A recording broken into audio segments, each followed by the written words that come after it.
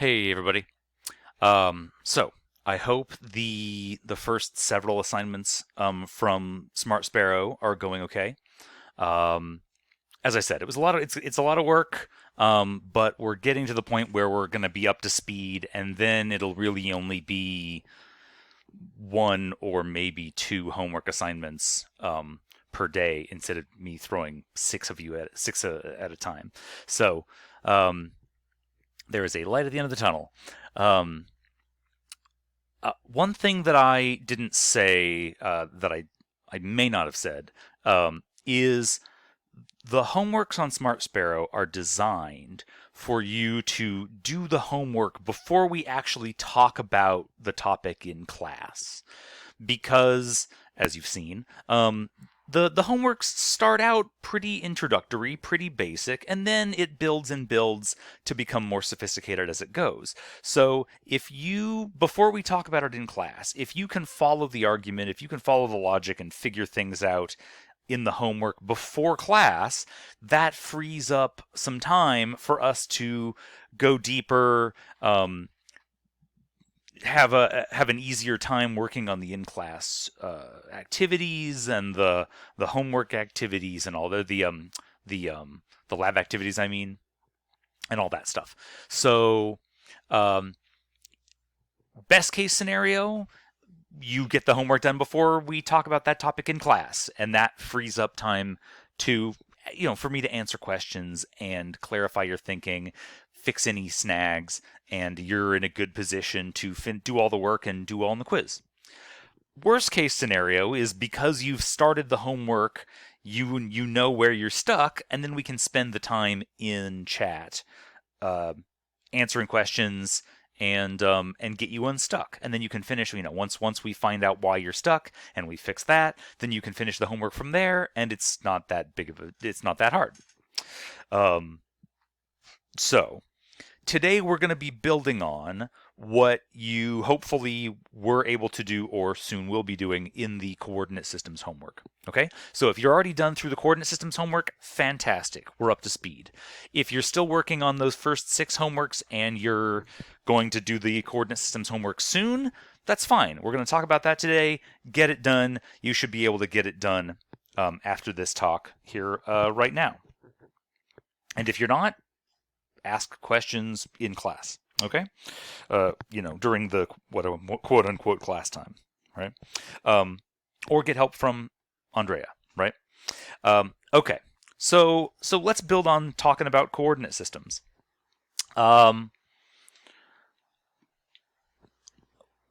do we have these coordinate systems? Why do we look at the sky and name things with coordinates, or for that matter, constellations? The reason, what we're doing here is we're basically recognizing that when you go out at night, I mean, even during the daytime, but there's certainly more to see at night. The sky is big, right? You go out, and if you live in Glendale or on the edge of the valley, the sky gets decently dark at night. But if you go out somewhere really nice and dark, somewhere out of town, out into the desert, where the sky gets much darker and you can see many more stars, you realize there's a lot to look at. Not just stars, but everything we were talking about last time: nebula, galaxies, planets, the moon, the sun, all this stuff. You get lost pretty quickly.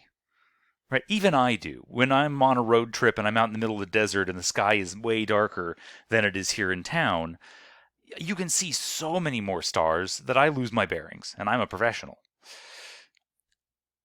The reason that's the reason why we have these coordinate systems is so that you can have a map, so that you know what you're looking at, so that you know what direction you're looking at, what objects you're looking at, so you don't get lost.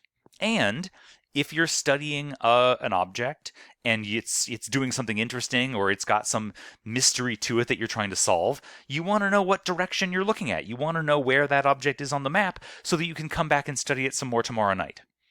Or if you make a big discovery, and you say, hey, I figured out, I solved the mystery of this star, or, hey, look at this star I just discovered. It's really cool. Look at it. I'm going to name it after myself. I'm famous. you got to know where to tell people to look, right? You can't just say, oh, look at that star over there. And, people sort of follow your finger and they're like, well, there's 1,000 stars over there. Which one are you talking about? You got to give them the coordinates so that they know specifically where in the sky to look to find your famous star that you discovered, right?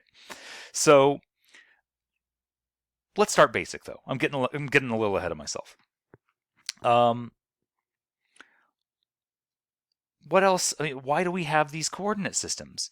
We do it because if you watch stars, if you go outside at night and look carefully, you notice some things. You notice some behavior. You notice a pattern to the stars. What have you noticed? What's your experience?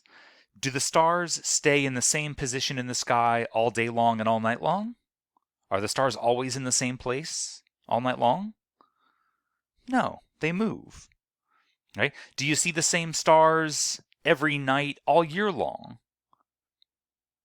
No, they move, right? Some constellations you only see in the summer, some you only see in the winter, some you can see all year long, though, right? The stars move over the course of the night and over the course of the year. Why? That's always the important question, right? Why? Well, what did I just say? The stars move over the course of the night. Is it the stars that are really moving? No, the Earth is moving, right? The Earth is spinning. And since the Earth is spinning, then those of us standing on the Earth, we're moving through space. And as our bodies, as our eyes move through space, then the stars overhead look like they're moving from our point of view.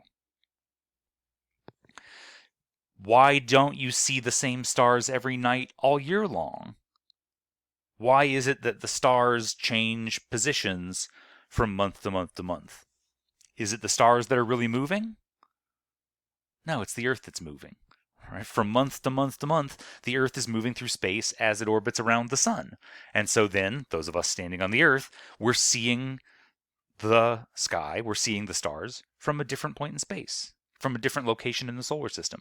And so, from our point of view, it looks like the stars have changed, have moved, when in reality it's us that has moved. That's what we're going to be talking about today, is how and why do we see the stars move over the course of the night and over the course of the year? Right? Well, here I am talking of getting ahead of myself, right? What causes the stars to move? Us. We're moving. The Earth is moving. Do the stars actually move in the way they appear from Earth? No. The stars aren't moving. We are. Is the daily motion of the sun different from the stars? What do you think? The sun rises in what direction? The sun rises in the east. The sun sets in what direction? The sun sets in the west. The stars rise in what direction? East. The stars set in the west. The moon rises in the east. The moon sets in the west. Everything, right? It's not just the stars moving. It's not just the sun that's moving. Everything in the sky, the sun, the moon, the planets, the stars, everything rises in the east and sets in the west because it's not them that's moving. It's us that's moving. The Earth is spinning eastward. Go outside. Right? I mean, do it right now if you can, but, the next time you're outside, look east. The Earth is spinning and your head is moving eastward at about 1,000 miles an hour. Your head is hurtling toward the east at 1,000 miles an hour. And when you're moving that fast, and then you look up, well, then of course everything that's above your head looks like it's moving to the west. It's moving westward. Right? The sky looks like it's moving westward. Things move from east to west. Not because they're moving, but because your eyes are moving. Your eyes are moving eastward. Therefore, everything in the sky looks like it's moving westward. It's the same thing as when you're driving in your car, right? You're sitting in your car driving forward, but that's not what you see, right? To you, it feels like there I am. I'm just sitting in the chair. My eyes see that everything around me is moving backward, moving behind me. So that's our first observation, is that we saw this in the last lecture, right? This is the southern sky as seen from Arizona in the winter. And so if you're looking south, what direction is off on your left? If you're looking south, then left is what direction? East. And if you're looking to the right, that's west. So that's what we see, is things rise over here in the east, they move through the sky, and then they set in the west.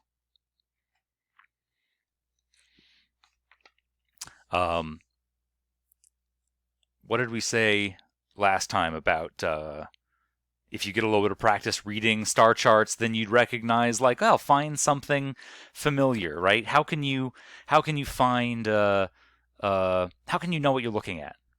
Right? How can you recognize what part of the sky you're looking at?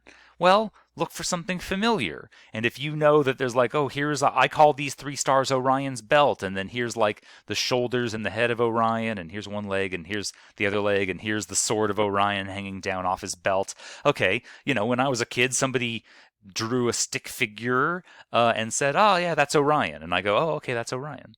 And then if I know that, then I draw, like, if you draw a stick figure of like, oh, a head and a leg and another leg and another leg, oh, that's Canis Major, the big dog. And then over here is Taurus the bull. And so in ancient mythology, there you are, Orion the hunter with his trusty hunting dog hunting the giant bull. What are these? Orion, Canis Major, Taurus. What are these the names of? These are constellations. So what is a constellation? If you think a constellation is a stick figure of stars, then you're a couple thousand years too late. Originally, that was the idea, right? When people started looking at the sky and sort of connecting the dots and saying, oh yeah, belt, sword, leg, shoulder. Originally, sure, right? Originally, in antiquity, they drew a bunch of stick figures with the bright stars and said, those are the constellations. And then they named them after stories from mythology. Orion the hunter chasing Taurus the bull. These days, though, that's not the same. Right? These days, a constellation is not a stick figure made of stars in the sky. A constellation is an entire region on the sky. Right? A constellation is not just a bright group of stars. A constellation, and I'll come back here in just a second if you're taking notes or reading carefully here, right? What we did over, a few hundred years ago, a couple 300 years ago, people realized when they invented telescopes. When they invented telescopes a few hundred years ago, people started looking around the sky, and it turns out there's more than just stars in the sky. There's the planets and the nebula and the galaxies and the moon and the sun, all these other kinds of things. If you're looking at constellations, and if all you're looking at is stick figures of stars, you're missing all the good stuff, right? You're missing all the really beautiful things that you can point your telescope at, like the Orion Nebula right there that we talked about in the last lecture, right? Or the moon or the planets, things that really show up when you point a telescope, things that you can see real detail and real dynamics in when you point your telescope, right? So these days, a constellation is not a group of stars. We still draw the little stick figures here to help you remember what they look like. But a constellation is not that. A constellation is an entire region. It's an entire demarcated zone in the sky. We've drawn, a couple hundred years ago, astronomers from all over the world got together and said, okay, we need to get together and decide, okay, exactly what are the formal boundaries of the constellations? Because, as you can imagine, astronomy's been going on for centuries, millennia, and there are astronomers from all over the world that don't exactly agree, just like there are people from all over the world that can't agree on anything, right?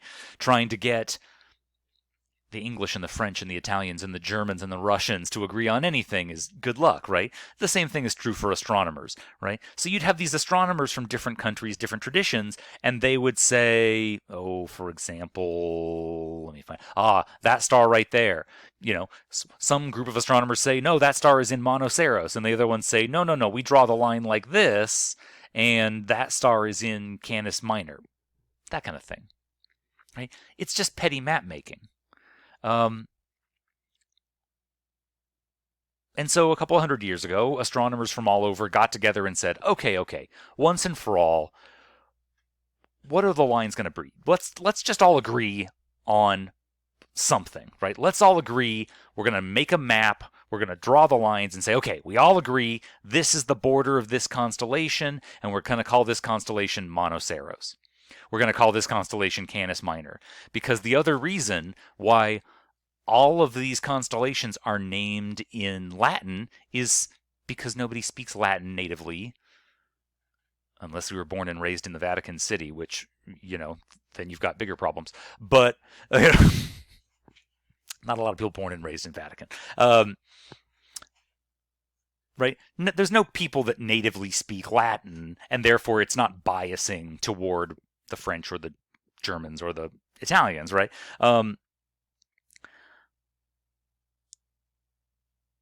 And so the whole celestial sphere, the whole sky as viewed from everywhere on Earth, has been formally demarcated, formally broken up into these 88 zones, these 88 constellations. And here's the important thing. Everything that is inside that border is in the constellation. Right? A constellation is not a group of stars. A constellation is this area and everything in it. So, yeah, Betelgeuse belongs to inside of Orion, but everything, the nebula, the stars, galaxies. If the moon, let's say, if the moon was right here tonight, you would say, yes, tonight the moon is in Orion, because the moon is inside the border of Orion. Even if it moves, right? Tomorrow night, the moon might be over here, and then you'd say, well, tonight the moon is in Canis Minor, right? Anything that is inside the border of that constellation is in that constellation. Planets, the moon, stars, galaxies, everything.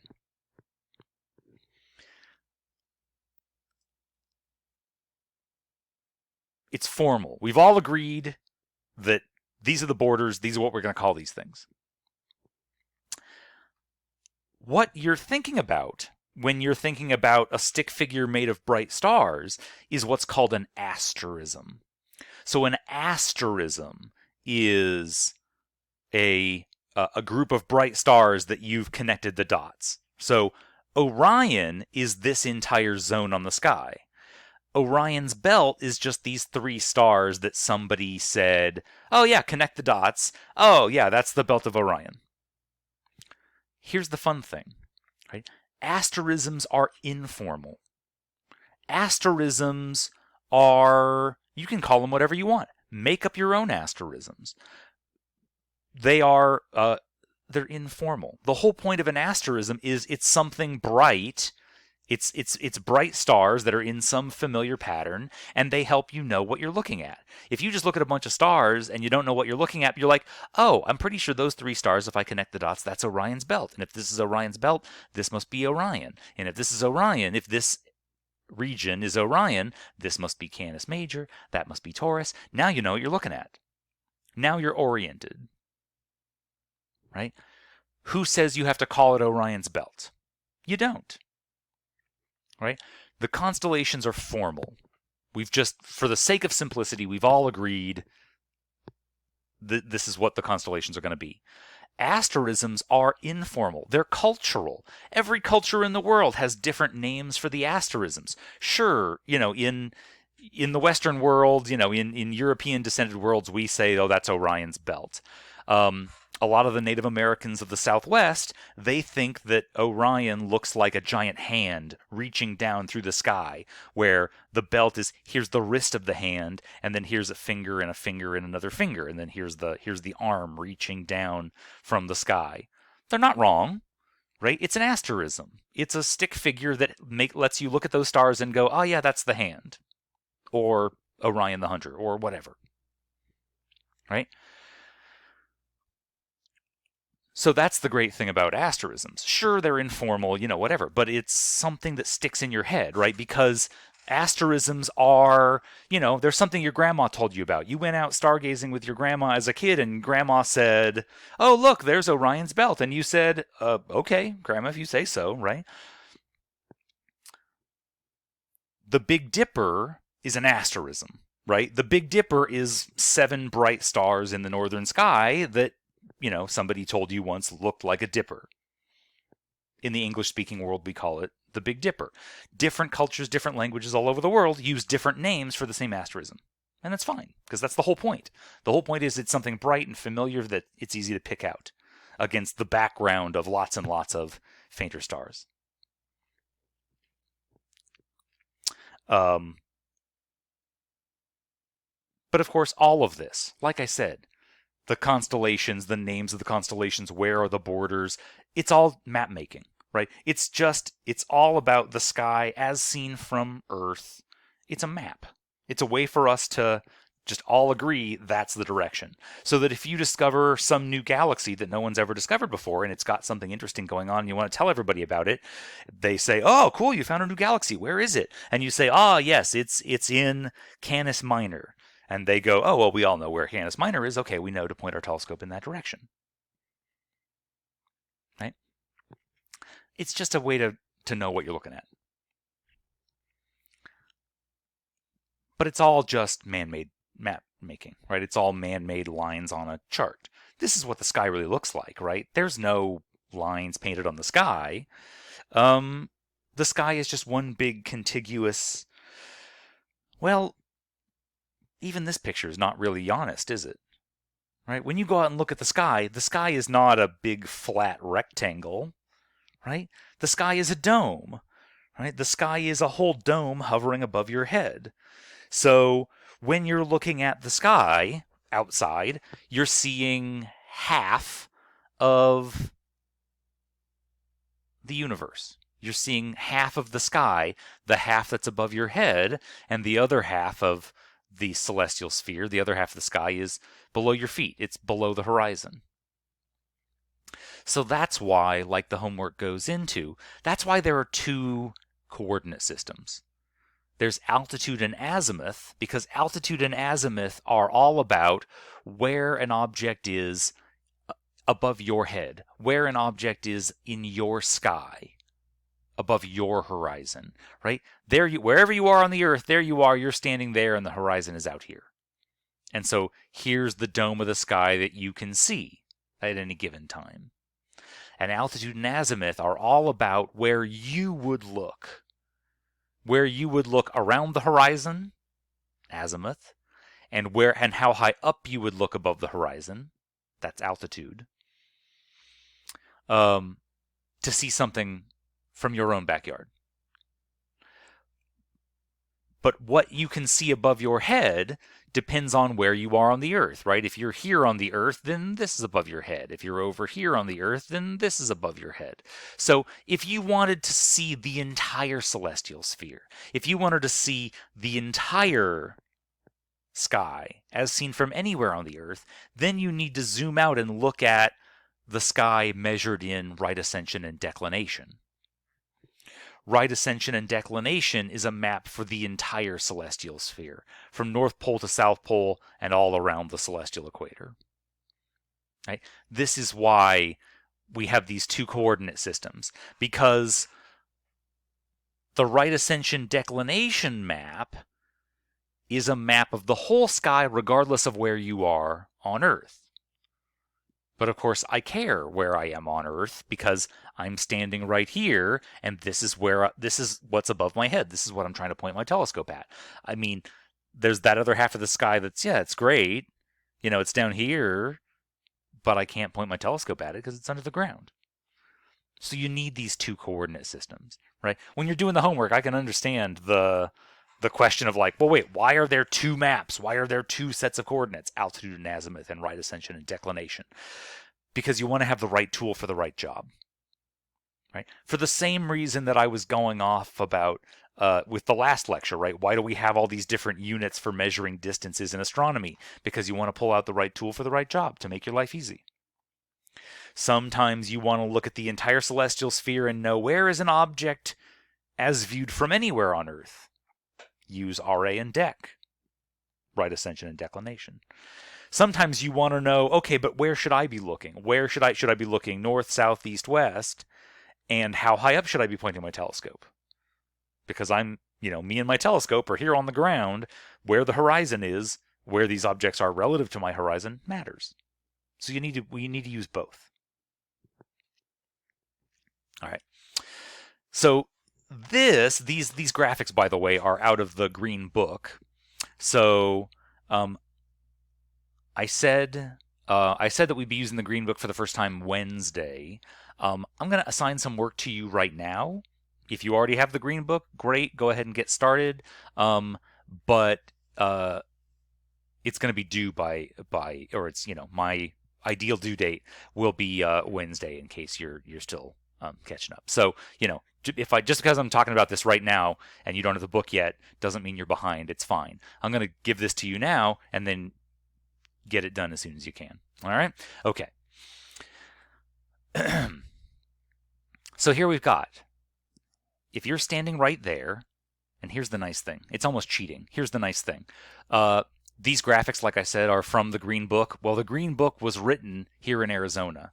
Most of the writers are down at U of A in Tucson, and therefore all of these diagrams are accurate to Arizona. So it's making our lives even easier, right? Here we are, right? Where are you? There you are. You're standing right there. There's the Earth's equator. We're about 33 degrees north of the Earth's equator, which is where Arizona is. So this chart and this chart are accurate to us here in Arizona. You're standing right there, 33 degrees north of the equator. There's your horizon out there in front of you. What do you think? Is your horizon, if you're standing there where the guy is standing, or stick figure, where the stick figure is standing, and your horizon's out there, what is the horizon? Is the horizon a real physical obstacle that's blocking your view? Or is it an imaginary plane that extends from you out to the stars? Is the horizon real or imaginary? Well, if the horizon is real, then you should be able to walk up and touch it. So go ahead, go for it. What happens if you try to walk toward the horizon to go and put your finger on it? It keeps on going, right? If you start walking toward the horizon recedes away from you. Why? Because it's not a real thing. The horizon is imaginary. It is an imaginary plane that reaches from your feet out to the stars. And so if you move from here to over here, if you're standing over here, the horizon is going to move with you so that it is perpendicular to your feet, perpendicular to where you're standing. The horizon is always an imaginary plane perpendicular to your position on the Earth.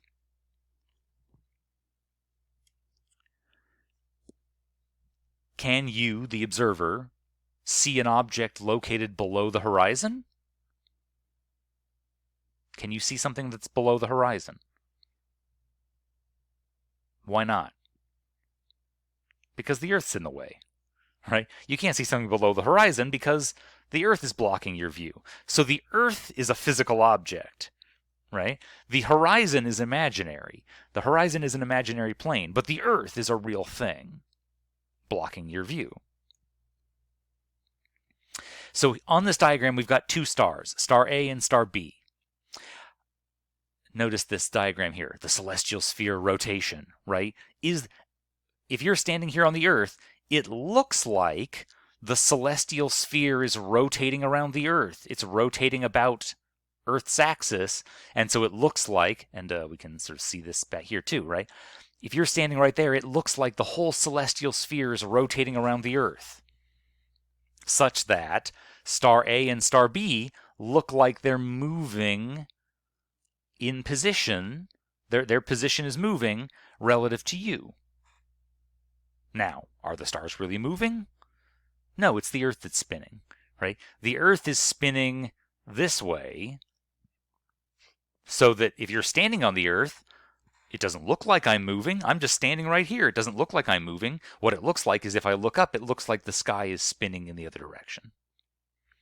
And then if you interpose your horizon there, if you interpose your horizon there, then here's the rotation, here's the apparent rotation of the celestial sphere, and so star A and star B look like they're moving like the arrows are pointing.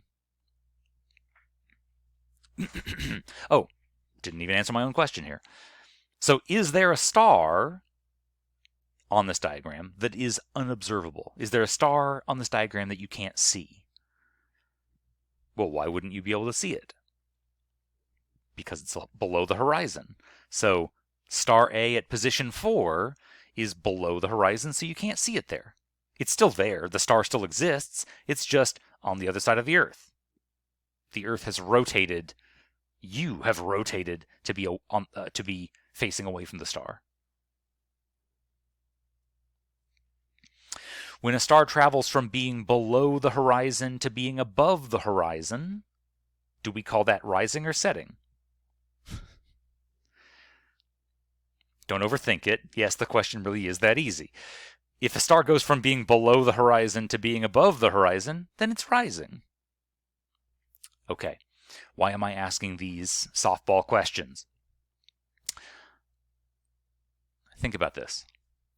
If you're standing right there, and you're looking into the background. Think about this three-dimensionally. If you're looking towards star A at position 1, that's what is star A doing at position 1? It's rising. Where do stars rise? In the east. So if you're standing there looking in that direction, that location on the horizon, that must be east because that's where the stars rise. If you're standing there and looking toward position 3 over here, if you're looking this way into the foreground, what's star A doing? It's setting. So if that's where the stars set, this direction on the horizon must be, where do stars set? In the west.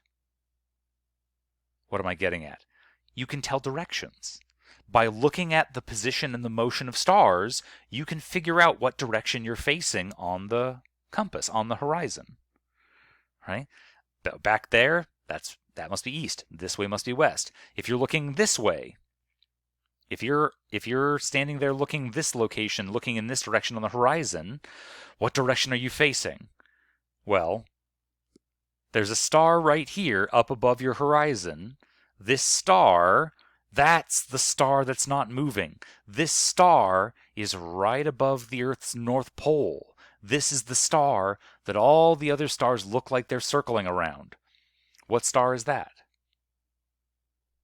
It's the North Star. It's Polaris. So you're looking on the horizon. If you're looking on the horizon and you see the North Star above the horizon, that direction must be north. And if you're facing away from north, looking off in this direction, then this way must be south. So you can tell north, south, east, west on the horizon just by watching the motion of stars over one night. Which is handy if you're ever, shipwrecked on a deserted island and you don't know where you are or what direction you're looking. The stars can tell you. The Earth is doing more than just spinning once a day. The Earth is also revolving around the Earth once a year, right? The Earth is doing two specific motions, rotation and revolution. The Earth rotates, spins, once a day, and the Earth revolves around the Sun once a year. Revolution meaning orbiting around. And so, over the course of 1 year, like we talked about at the beginning, right? Month after month after month after month, the Earth is moving through space, and therefore, since we're standing on the Earth, we're seeing the stars from a different point in space relative to the Sun. And so, you're going to see different constellations at night. not because the stars are moving, but because the Earth is moving around the sun. This is where the idea for astrology came from. Because a couple thousand years ago, well, a little more than that actually, what we call Western astrology today, with the astrological signs, Taurus, Gemini, Cancer, these ideas were originally invented in the East. These ideas, these zodiacal and astrological notions were discovered and developed by the Persians and the Indians. And when Alexander the Great took his armies and started conquering eastward, he and his armies occupied these countries for a few years, and they talked, they communicated. Alexander's army was huge, and he also took scribes, took mathematicians and astronomers, traveled with the army, because again, if you know some astronomy, you can navigate through the vast deserts as you're marching from Macedonia through Iran, Persia, and into India, right? You can figure out what direction you're marching. Because it's not like Alexander had great maps. So as Alexander's armies were occupying Persia and India, the Persians and the Indians exchanged information. They learned each other's languages, and the Persians and the Indians had this. They noticed something. They said, "Hey, did you ever notice that every year at the same time of year, Taurus is up in the sky at the same time of night, and then a year later, at the same day of the year, there's Taurus high up at the same time of night again." They didn't know that the Earth was going around the sun. Back then, everybody thought that the Earth was the center of the universe and that the sun goes around the Earth. But they realized there's a correlation there. They realized, wow, what an amazing coincidence that every year at the same time of year, Taurus is high in the sky at midnight. This is why, well, centuries upon centuries later, they realized, it's because the sun's not moving, it's the Earth that's moving, right? The Earth takes 1 year to go around the sun, and so this is where the Earth is in mid-November,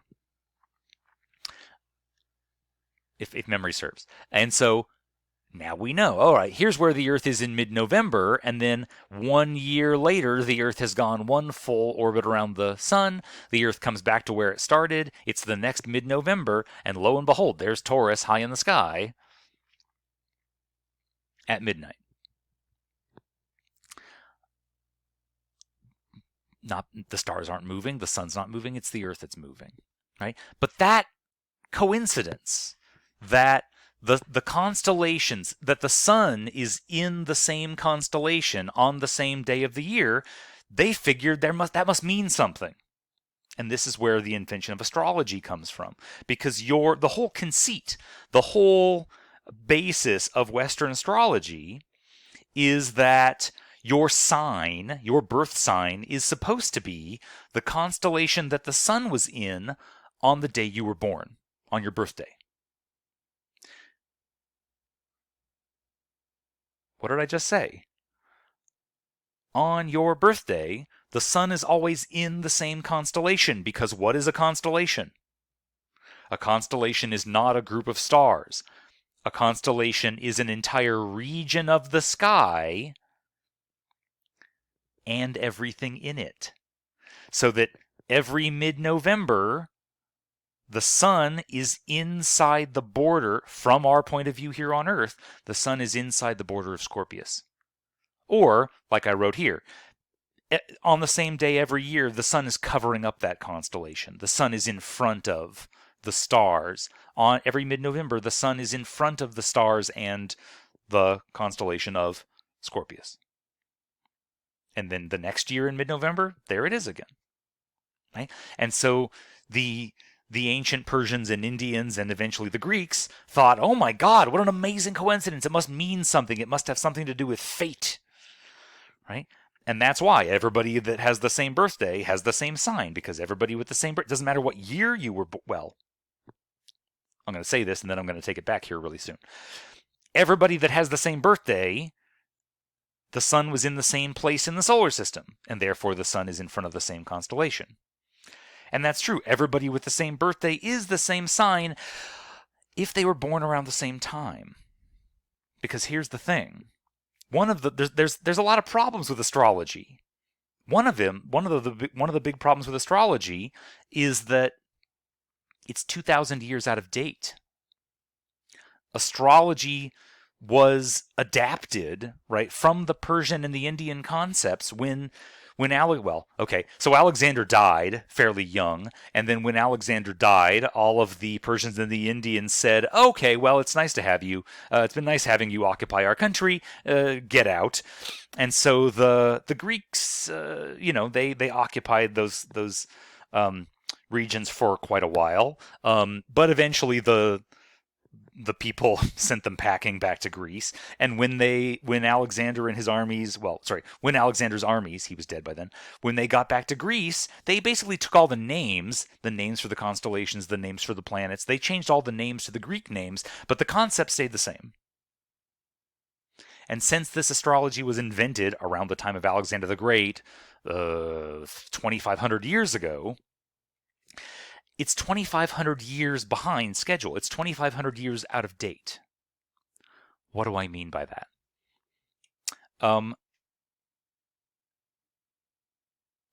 Right. One more thing, right? The other problem with astrology is that there are only 12 signs of the zodiac, but there are 13 constellations that the sun passes through over the course of 1 year. There's a 13th constellation called Ophiuchus. Ophiuchus is kind of up over here, in between Sagittarius and Scorpius, and the sun kind of just cuts through the corner of Ophiuchus. So the astrologers just totally ignore Ophiuchus, which is rude. So that's a problem, right? Some of you might think that you're a Sagittarian or a Scorpion. Is that the word for it? A Sagittarius or a Scorpio. A Sagittarian or a Scorpion doesn't sound right? I don't know. Whatever. Point being, maybe the sun was in Ophiuchus when you were born. What do you do? What's your sign? I don't know. What do I mean, though, when I say that astrology is 2,500 years out of date? Okay, here's a graphic that I grabbed from some horoscope website. So, you can look up, based on what your birthday is, you can look up what your astrological sign is. Okay? Everybody got their sign? Okay. Some of you might have been born when the sun was in Ophiuchus, and then, what do you do? I don't know. Here, though, these are the dates, approximately, where the sun was in that constellation during the time of Alexander. Here's where the sun is today. These are the dates in the current era when the sun is in those constellations. Now, most of you are probably a little surprised, because for about 81% of the population, you're not the same constellation anymore. Over the last 2,000 years, the sun has shifted by almost one full constellation. So for about 81% of the population, the sun isn't in that constellation anymore, it's in the next constellation over. And for about 19% of the population, the sun is still in the same constellation. So 19% of you, will still be the same constellation. What did I just say? That I said that over the last 2,000 years, the sun has slipped from one constellation into the next. Now, you should be noticing a trend. Do you think it's actually the sun that has slipped? Do you think it's actually the sun that has moved? What has actually moved? Earth has. Yeah. Because actually, the Earth is doing a third thing. the Earth is doing a third motion. The Earth not only spins like a top, the Earth also wobbles like a top. And the reason why you may never have noticed that is because the Earth wobbles really slowly, right? The Earth spins once a day, but one wobble of the Earth takes 26,000 years. And so the Earth's wobble is fairly stable, right? The North Pole is pointing this way for centuries. And so the North Pole today, if this is the Earth today, the North Pole is pointing at the North Star today. But over the course of thousands and thousands of years, the Earth wobbles so that the North Pole and the South Pole are wobbling over here, and then they wobble back, and they make one full wobble in 26,000 years. So that if this is where the North Pole is pointing today, 2,000 years ago when Alexander was alive, the North Pole was actually pointing over here. The Earth was in a slightly shifted position, and therefore, over the last 2,000 years, as the Earth has slowly wobbled, then the position of the sun relative to the background stars at the same day of the year has slowly shifted, so that over 2,000 years later, now the sun is almost in the next constellation over on the same day of the year. Right?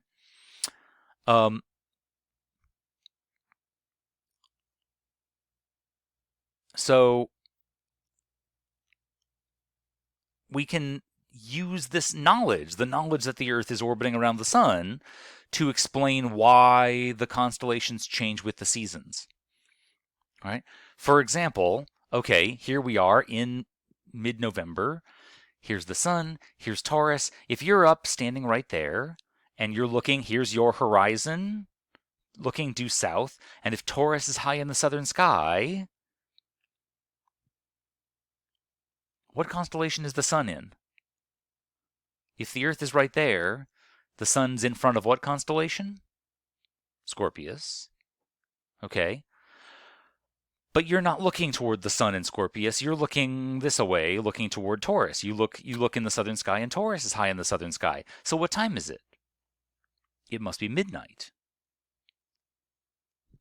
Right? Because you're facing away from the sun, so it must be midnight. Right? Where's the sun? The sun is underneath the horizon, underneath you. Because it's midnight. What's the name of the constellation that would appear on the eastern horizon? Well, what did we just say? If you're facing south, east is left and west is to the right. So Cancer is on the eastern horizon, Pisces is on the western horizon, and then you can take this diagram on the top and you can draw a line and say, okay, there's my horizon. Because notice I say your horizon, because the horizon is an imaginary plane perpendicular to where you're standing. If you're standing there, there's the horizon. From Cancer in the east, Taurus high in the south, to Pisces in the west.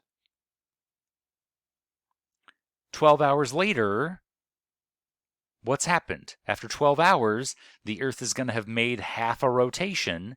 Now you're facing toward the sun in Scorpius. So 12 hours later, what object will be high in the south where Taurus was at the beginning? The sun will. Because what time is it? What time did we start? Midnight. 12 hours later, what time is it? It's noon. So, of course, the sun should be high in the southern sky. It's noon. And then Scorpius is behind the sun. If you could see Scorpius, which you can't because it's daytime and it's behind the sun.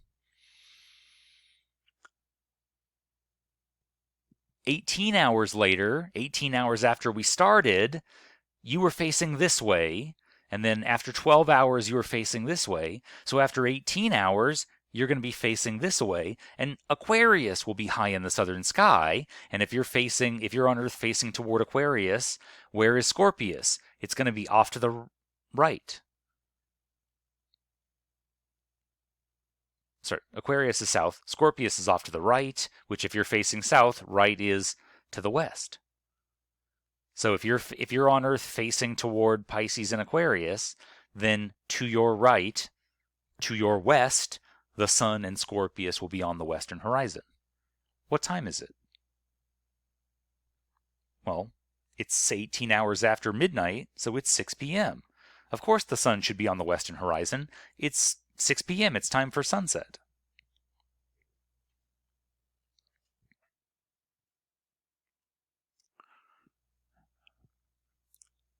Okay, 2 months later, what constellation will be high in the southern sky at midnight?